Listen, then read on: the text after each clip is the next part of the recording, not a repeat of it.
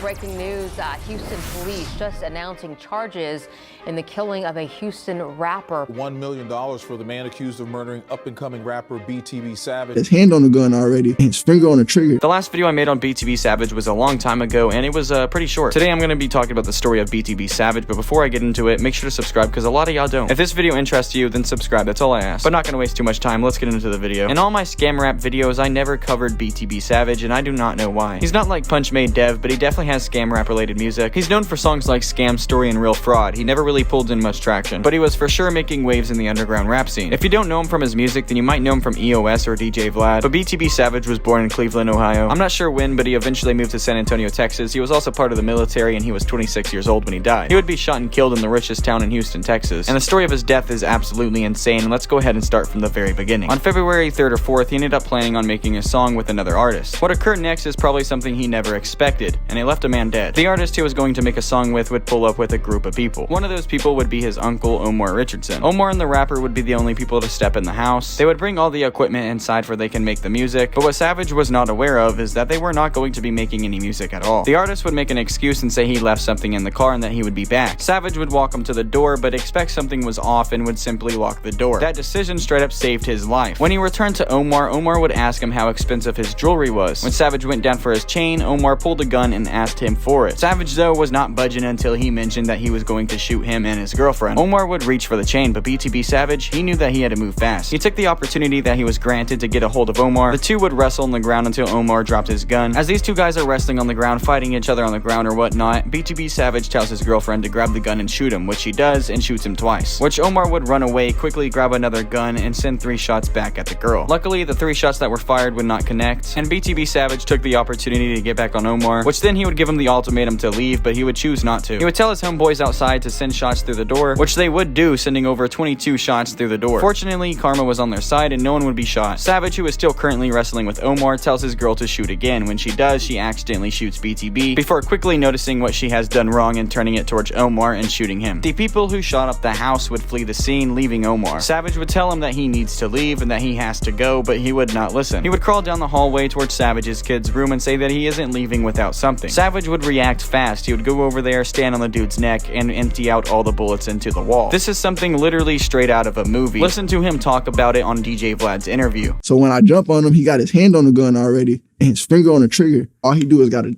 crawl 2 more inches and turn left.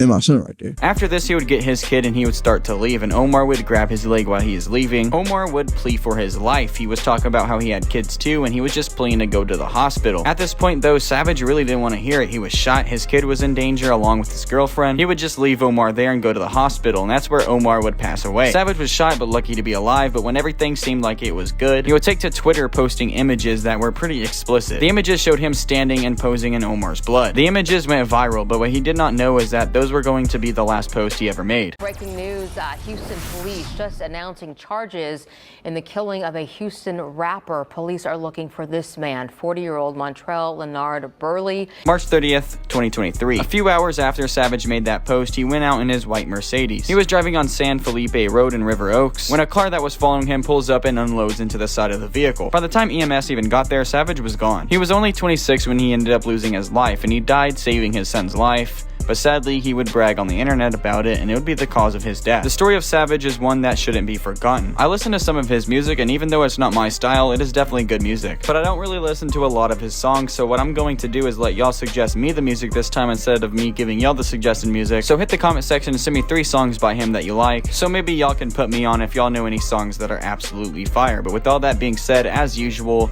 I hope y'all enjoyed. Y'all stay safe, stay notorious. Peace out.